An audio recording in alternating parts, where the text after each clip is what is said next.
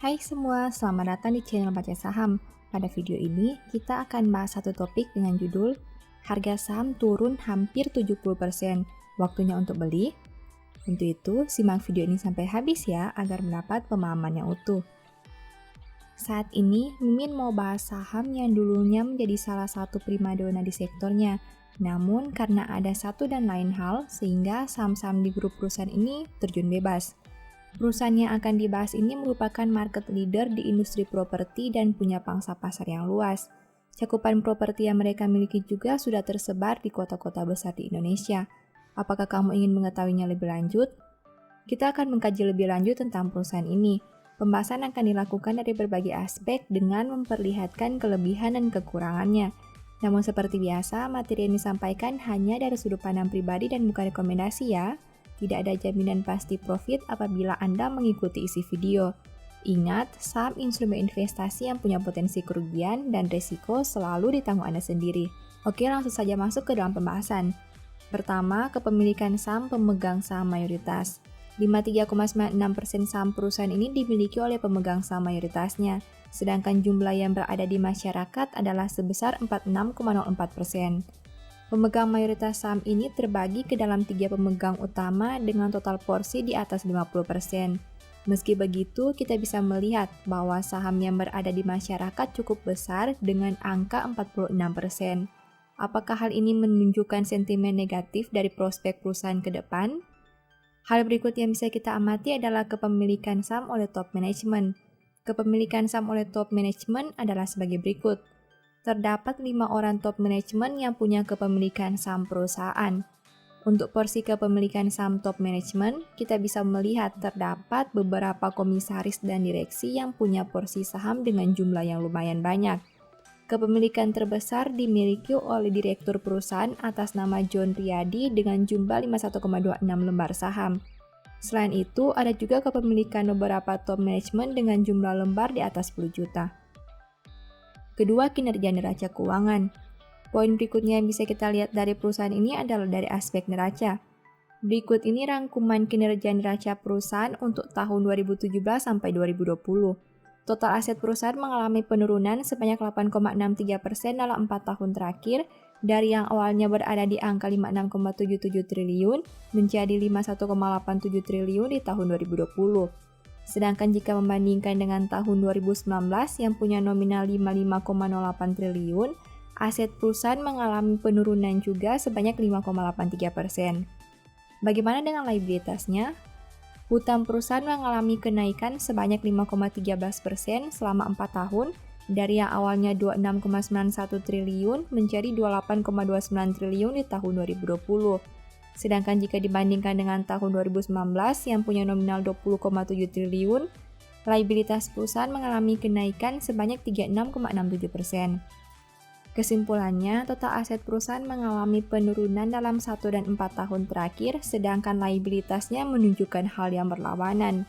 Dalam 1 tahun terakhir terlihat perbedaan yang mencolok di mana aset turun 5,83%, namun liabilitas naik hingga 36,67%. Ketiga, kinerja laba rugi. Sampai dengan tahun 2020, tercatat perusahaan mampu mencetak pendapatan usaha sebanyak 11,81 triliun. Angka tersebut mengalami kenaikan sebanyak 8,53% dibandingkan tahun 2017 dengan angkanya 10,9 triliun. Jika membandingkan dengan kinerja 1 tahun sebelumnya yang mampu mencetak penjualan sebanyak 12,18 triliun, pendapatan perusahaan mengalami penurunan sebanyak 3,04%. Selain itu, perusahaan juga mencatat perolehan laba bersih sebanyak minus 8,89 triliun di tahun 2020. Angka tersebut mengalami penurunan sebanyak 1.557,38% dibandingkan tahun 2017 dengan nominal 0,61 triliun. Apabila membandingkan dengan kinerja 1 tahun sebelumnya yang menghasilkan laba minus 1,98 triliun, perolehan laba mengalami kenaikan sebanyak 348,99 triliun. Kesimpulannya, kinerja laba rugi perusahaan cenderung mengalami penurunan di mana laba dalam 1 dan 4 tahun terakhir turun signifikan. Pada tahun 2019 dan 2020, perusahaan bahkan mencatat kerugian yang terus membesar. Pendapatan perusahaan sebenarnya masih cukup baik dengan angka 11,81 triliun di tahun 2020. Namun, kenapa perusahaan sampai membukukan rugi 8,89 triliun? Keempat, dividen yield. Dividen terakhir yang dibagi perusahaan adalah sebesar Rp2,70 pada tanggal 21 Juni 2018. Dengan menggunakan harga saham Rp224, dividen yield yang diberikan sekitar 1,21%. Kesimpulannya, perusahaan tidak rutin membagi dividen, di mana dividen terakhir dibagi di tahun 2018. Hal ini tentu tidak memberikan sentimen positif bagi sahamnya, karena pemegang saham tidak bisa merasakan pembagian dividen secara konsisten. Kelima, harga saham. Harga saham perusahaan di awal tahun 2017 adalah sebesar Rp720. Apabila membandingkan dengan harga saham 222 saat video ini dibuat, berarti terjadi penurunan sebanyak 69,17%. Dalam beberapa tahun terakhir, harga saham perusahaan ini sudah turun hingga 69%. Angka yang cukup besar, bukan? Selain itu, pemegang sahamnya juga tidak memperoleh dividen di saat mengalami floating loss yang apabila masih memegang saham ini sampai dengan sekarang. Keenam, punya peluang multi-bagger. Dengan menggunakan harga saham 224, per saham ini berada di angka minus 1,79 kali dengan PBV 0,82 kali. Artinya, saham ini dijual dengan harga yang berada di bawah book value-nya. Saat video ini dibuat, book value perusahaan berada di angka 275.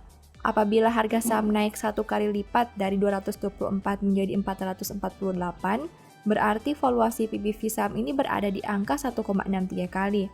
Kesimpulannya, dari segi valuasi, perusahaan memang mempunyai valuasi yang cukup rendah.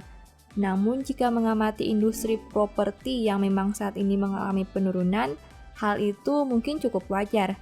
Selain itu, mayoritas kompetitor perusahaan juga memiliki valuasi yang sama, bahkan lebih rendah.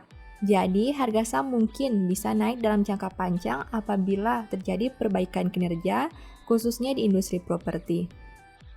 Adapun informasi umum dari perusahaan yang dibahas pada video ini adalah sebagai berikut. Kode sahamnya adalah LPKR dengan nama perusahaan Lippo Karawaci. Perusahaan ini listing sejak 28 Juni 1996 dan bergerak di sektor properties and real estate. Apakah Anda tertarik untuk menganalisa lebih lanjut saham ini?